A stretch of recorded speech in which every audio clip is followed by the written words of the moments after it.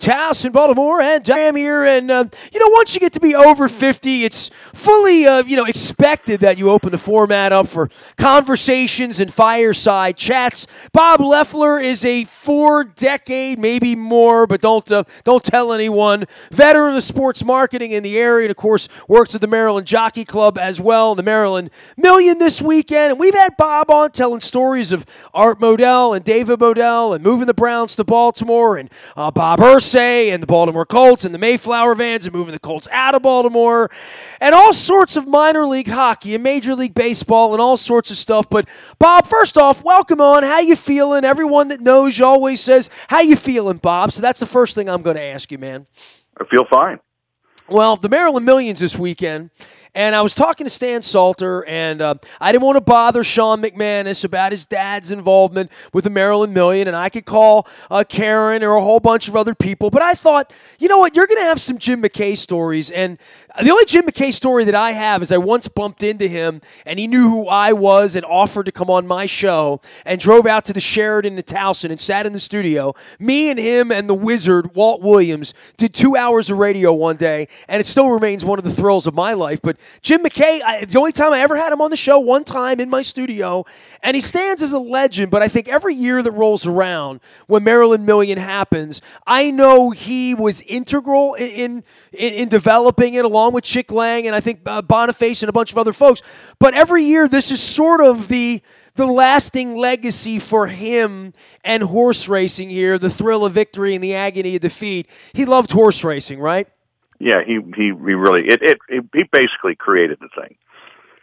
Breeders' Cup. He'd heard about some of the different things that were happening to reinvigorate the sport, and he said to his wife Margaret, let's try to do something. And everybody always it's all we all know about how difficult it is to get sponsorship and sell stuff and sell an idea. And he did. I mean, he raised $1 million of sponsorship on his name, and we worked for them. I guess with Rich Wilkie, who was the original executive director. We did work for them for a couple of years, and he was something special. There's no question about it. Well, in regard to this, and look, you go back a little further than me with this, but I go back into the 70s, and I actually have a new sponsor down at Patrick's in Essex. I want to give them a shout-out. They have a beautiful portrait of Seattle Slew on the back wall. They also have a Johnny U wall down in Essex on Eastern Avenue as well as some pretty good French fries and gravy. I might add some fresh cut ones. But there's Seattle Slew on the back wall, and you think about horse racing in that era and where it was and the wide world of sports and the Triple Crown and Seattle Slew and Secretariat and Affirmed and Aladar and Spectacular Bid and that era. And what it meant to the racetrack. And, I remember Vince Bagley and Jack Dawson reading the 7th, 8th, and 9th race results every day, and me working at the paper in the early 80s where the race forms, and all of my friends that I work with there, and Dale Austin and Ross Petticourt and Charlie Lamb and Rich Petro and all those guys. There was only one thing, the Super Bowl, Preakness, and I think there was this opportunity for something in the fall to be something like that, right? And I think that's how Jim saw it, right? Yeah, I mean, but he was a Marylander first, and but he was also on the ABC coverage every year. I mean, the ABC coverage with Jim McKay and Howard Cosell and down the stretch they come, Dave Johnson. I mean, it was probably the zenith. Not to take anything away from anybody that's doing it now, but it was the zenith of the coverage. But my favorite Jim McKay story, and I really didn't know him very well, was when I was out. We were selling sponsorship, and I didn't know. I mean, I was feeling my way as far as this guy's a celebrity. I mean, I don't want to make a fool out of him. I don't want to make a fool out of me. So we're out at there was a company then called PHH, Peterson, Howell and Heather. It was a leasing company, and a gentleman who's no longer with us either, named Bailey Thomas. It was one of the great leaders of business in Baltimore, and we're out there asking him for $50,000. And back when $50,000 was $50,000, still is $50,000. Yeah, when $50,000 was a big sponsorship then, and for one race, that's still a lot of money. Excuse me. And now, this is back in the mid '80s, right? I mean, because this was is 1985. Okay. And so we're at Rich Wilkie, and Jim and I are in Bailey's office, and he's hemming and hawing a little bit, and I thought, I'm going for it. Leffler, you're going for it. I don't know, this may backfire. You may get fired right here, but you're going to go for this guy's very humble. And I said, Bailey, I said, after Muhammad Ali and Jesus Christ, this is the third most recognizable person in the world. Jim looks over, and Jim was a little more humble than that. Yeah, but I thought, I'm going for it, So I said that, and Jim says, I do get, I'm worth about $20,000 a minute on the air, in terms of his salary and his fees. And that's more than the Super Bowl was at that time, probably. Huh? That's more than the Super Bowl was at that time, right? Yeah. I mean, we didn't get the thing sold, but it was the beginning of an honesty that I just didn't. I mean, he said it in such a humble way.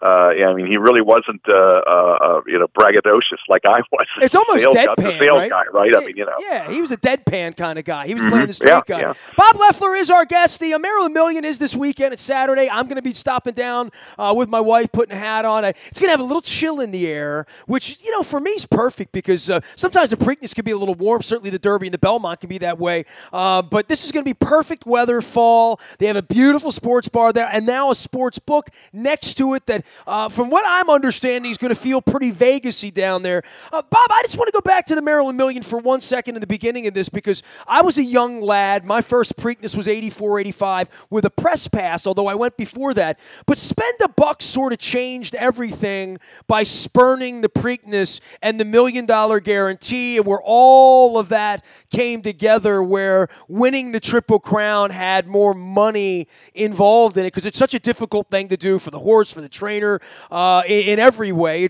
Horses aren't meant to run every 2 weeks and then go a mile and a half in Belmont in early June.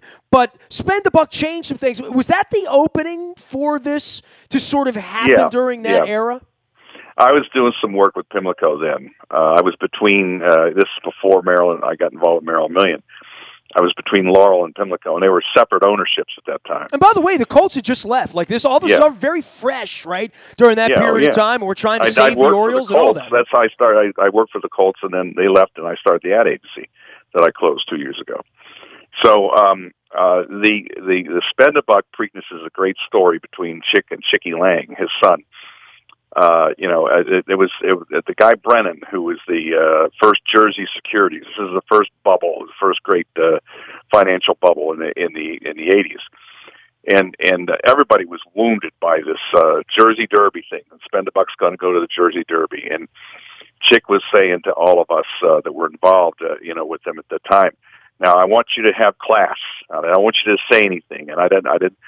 And when if you're interviewed or somebody asks you, just take the classic Maryland traditional line of be big supporters of racing and whatever's good for racing. So we did. And Chick Lang Jr., who was his son, who's also, none of these people are around anymore, making me feel even older. He said, "No, Dad said it, so we're going to do it." He was a publicist for the track, and what he was doing was saving it for himself, because Jay-Z and 11 came over and 2 that night to interview him, and that's when he went into the snake oil salesman. He called Brennan a snake oil salesman, and he's ruining racing, and he was saving the explosion for himself. It's funny. I remember. Like, okay, we're going to be classy. He went nuts. He Bob, went off on it. It was heresy, right? I mean, literally to say that we're going to go run in Jersey, but the horse had run at Garden State, right? There was sort of an inside Jersey thing. There was a connection there, but it was considered the ruination of the Triple Crown. It also gave birth to Triple Crown Productions and, all this cooperation. We're going to save the sport, because it's the one time in a year. Maryland cares about racing all the time, but it really cares 2 other times, Preakness and Maryland Million. So, Jim sold the sponsorships. I'll never forget Business Express Airlines. What? What are they involved with this for? I mean, he raised $1 million all himself the first time through. I mean, it wasn't a time when they were throwing. There was no slots talk. I mean, they weren't throwing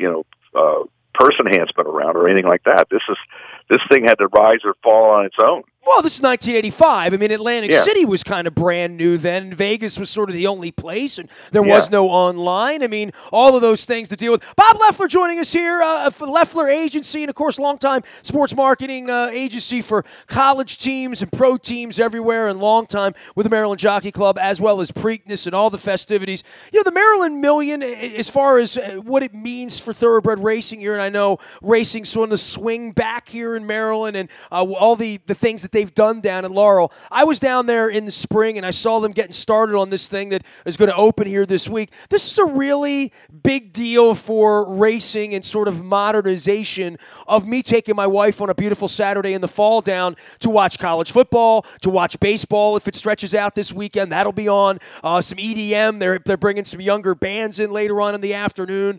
Racing the big race at the traditional 5:37 time when you would run the Preakness. But more than that, just to have a bit of a Vegas feel. I mean, I'm taking my wife down. We're going to get a crab cake, going to get some drinks, and it's going to be a lovely afternoon, I think, down there in Laurel Park. Or Laurel, as the coach would say, by the way. They've done a lot of renovation at Laurel, and, they really, they were always, when I've been around it for about 25 years in one way or another. And, I mean, it was always, they're not going to do this, that.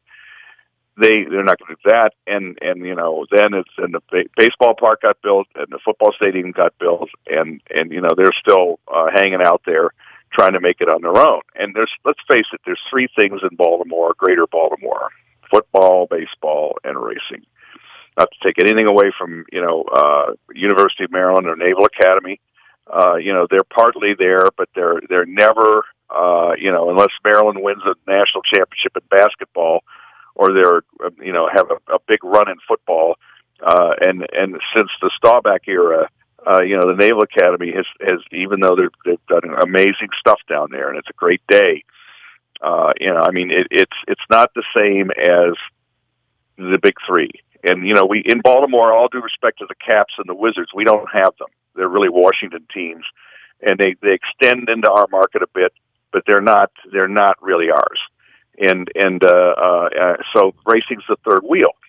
And I mean, it's nice, even though Laurel Park is halfway between the two cities, it's in Maryland. And so, what they've done there, what Sal Sinatra and Tim Ritvo have done, I mean, under their own steam at this point, is really remarkable. And, I mean, but Jim McKay, back when it was struggling before the slots, the last time it was struggling. I mean, because it has continual situation. I mean, I think the millennials will bring it back, because the millennials love to bet on. They love to build their bets, and I think that that's why we have FanDuel and DraftKings. I mean, that's one of the reasons that the numbers on regular season football are shifting, is because the people are betting on players. Well, there's no doubt it's all coming down the line, right? For the NBA to get involed in it, and we've read about it, and they're betting on players and not teams. And they don't want to sit through a whole game, so they go to the wraparound red zone coverage, and they watch their players. And this is not the whole majority of the audience, because there's still a very big audience for regular NFL football. But in terms of racing, it's all racing is DraftKings and FanDuel on horses, and all that the FanDuel and fantasy is betting on people and individual people, and you see more and more information coming out. It's like all that stuff that's on the crawl underneath your screen about players and the points they get, et cetera, et cetera. It's no different than past performances at the racetrack. So the racetrack, as a betting animal, especially if and when they get the racing at or the sports betting at the tracks, I mean, it's a gaming superstore, really. But Jim was something special. And I mean, I always considered myself. I mean, I'm the guy on the wall. I mean, I don't see myself as anything special. And he would treat you like a fellow professional. I mean, he was. So the second story, if I could tell that one, is that their time. Oh, we got nothing but time. I was going to tell you, I just looked this up because Stan Salter told me that Charlie Ekman, the horse, was running on Thursday. I was going to put 5 across the board on Charlie, but Charlie finished 5th in the 3rd race on Thursday. How do you think Charlie would feel about having a horse named Charlie Ekman? I mean, Charlie would love it. There was nobody in the world. There was a Bob horse a couple of years ago that it's a kick. It's funny. There was a. I mean, there was a Stan the Fan horse. I mean, but Charlie, as you may or may, you probably know this, he had an office at Laurel. When I first started, I mean, I was an NFL guy. I mean, I went from the Colts to Laurel was my first major client, and I'm walking around the place one day, and this is after Frank DeFrancis bought it, and here's Charlie coming out of this one room, and it was his office. And he and Frank were tight. I mean, Frank started the ball rolling as far as things get going, and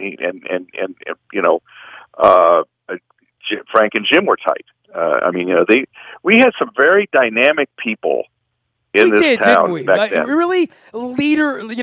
Charlie would call people leader. Hey, leader. Leader. There were leaders that made well, these you were a things leader happen. or kid.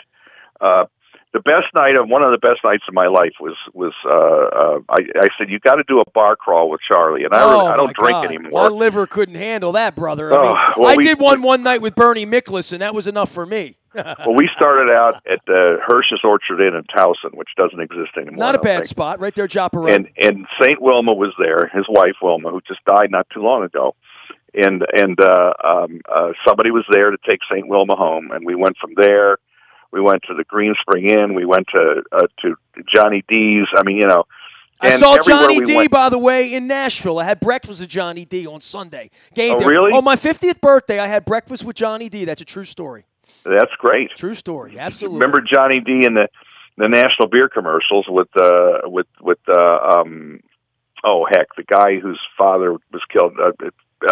Bailey Goss. Bailey Goss. There you go. Absolutely. Yeah, Roger Goss. You're going way back. Well, you and I get to geese in here and start telling Charlie Ekman stories. You had a second McKay story, so I want to hear the McKay story or the end of the. Story. I have a feeling the end of the Ekman story ends with you calling 2 cabs, right? Then ends with me calling who? 2 cabs. Remember No, I didn't call 2 cabs. I'd got in my car because I was still sober, and I took him home. But I mean, he was still he was sober. I mean, he was good. But no, the best ever is Charlie and Chuck Thompson in the infamous minor league football championship in Vegas with the Baltimore Eagles. That was a fun thing. I listened to that broadcast. That was a big deal, Bob, because Yep, it was our chance to deal. get even with Indianapolis. Remember that? Yeah, and they had guys. They had all the Maryland guys. I mean, Al Neville and Jimmy Breckfield and all these guys were. That was a very good. Jim Sears was the owner and the sponsor. I went to. He had me come down one time to the Italian American Club, and I had Jim Sears. Well, his mother was Italian. That's what he was doing in there. I mean, it was almost like Goodfellas in that same sense. But I'm between the various racing things that I've been involved with, whether if I represented the tracks or I represented Maryland Million. For a while, I represented the old Thoroughbred Racing Association, the TRA. And we were trying to take it into become what the NTRA became. Chris Scherf was and is, the executive director. So we're out in LA at the Eclipse Awards and Century Plaza Hotel. I have relatives, I have cousins who are big timers. My one cousin's son was the orthopedic surgeon for the Broncos. And another one was the daughter was a big bond trader. So I mean, I'm the short wheel. The low life. I'm the low life. So we're at the Century Plaza, and I am just praying that up because they was downstairs up the escalator is going to come Jim McKay, and I'm going to be able to introduce him to my cousins as somebody I know, right? Well, I was part right. He didn't come up the escalator. Up the escalator comes Randy Ziegler, the head of Fine Host Catering, one of the concession companies. I mean, I was glad to see Randy, but I was disappointed that it wasn't Jim. So I didn't get a chance to introduce Jim to the cousins because they're LA people, and they everybody knew Jim. But spanning the globe to bring you the constant variety of sport. Right? Yeah, sports. Yeah, exactly. But I mean, he did it. Rich Wilkie was the original executive director. But Jim went out and sold every one of those sponsorships, and there was $1 million in the purse that first year. And I don't know how it works now. I don't know where the money comes from. I don't know who sells. I'm far away from that part of my life. When I was selling stuff for people. So I know the concept though was that there was 100% purse enhancement raised by him, and he really wasn't a sales guy. But I learned that one time when he said, and when he agreed with me that he was number 3 behind Ali and Jesus Christ, that he was number 1 or number 3 recognizable person. I mean, he was. I mean, it was that kind of a thing. I mean, if you're around him, everybody knew him. He had the exposure. Kind of like you. Oh, come on now. We got a Maryland legend and a legend in my own mind. Bob Leffler here formerly of the Leffler Agency, and, of course, telling some stories as he is wont to do with 40 years of wisdom in and out of the Baltimore sports scene. Bob, always good catching up with you, man. We'll catch up again sometime soon and tell some old Raven stories, some old Oriole stories, some old Colt stories, and all that stuff as I'm redecorating my space around here with fresh bobbleheads. How about that? And don't forget your Baltimore CFL Colts. You know what? I saw Jim Spiro's doing something on Facebook the other day. I got to chase him down too. So yeah, I mean that was a very interesting era, and one of these days we ought to do the all stars of all the minor league teams that fell apart here. That didn't get supported. And Bob, I don't know if you know about Perlman's new book on the USFL, Football for a Buck. There's a whole Baltimore Stars, Jim Mora, Donald Trump, all involved in all of that.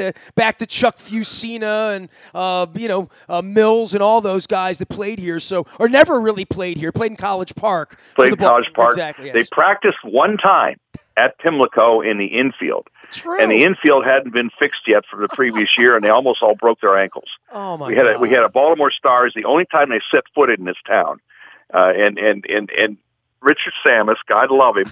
we Mr.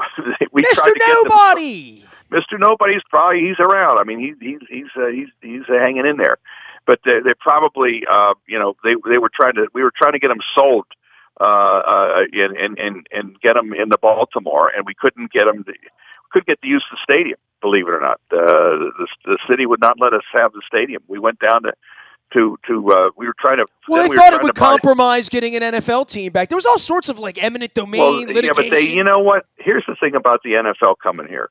We represented the Browns, as you well know, and before when this thing was just starting to percolate, because it's in a book that I actually made the first call between John Moog and Jim Bailey to get it started. Thank you for making that call, by the way. I appreciate it. As a Cleveland native, there's a picture of Art over my shoulder always for that. I keep Art over my left shoulder. I mean, I got in an argument with one of my relatives when my mother died because the Ravens sent the flowers and she started trashing him in the funeral home.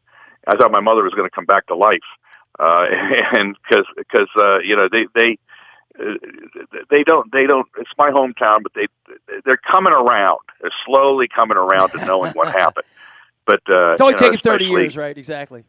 It's the curse of Art that they've had such a crummy football until now. I mean, I think they're on the way to respectability finally. Well, we got a great season. The Ravens are playing good football. We got the Maryland Million on Saturday. Bob, always a pleasure, man. Appreciate all you do around here in storytelling, and I'll call you and I'll sit on your couch more. We can tell some old stories. How about that? Sounds good. Thanks, Ness. Bob Leffler, Leffler Agency, and of course, longtime sports marketing insider here over the course of decades, telling the story of the Maryland Million and Jim McKay. I even snuck snuck in some Charlie Ekman. They snuck in the Charlie Ekman horse in the 5th race. Get on down to the Maryland Million on Saturday. Starts at noon. The big race at 5:30. Some EDM dancing afterwards. I'm going to introduce my wife to that. We're going to go down late in the afternoon, I think, and make it an afternoon of it. Maryland Million Day at Laurel, as the coach would say. You can find me out in the buyatoyota.com audio vault 24 hours a day from anywhere in the world on your mobile device by downloading the TuneIn Radio app. We do come in crystal clear from anywhere in the world. All of our WNST coverage brought to you by our friends at Royal Farms.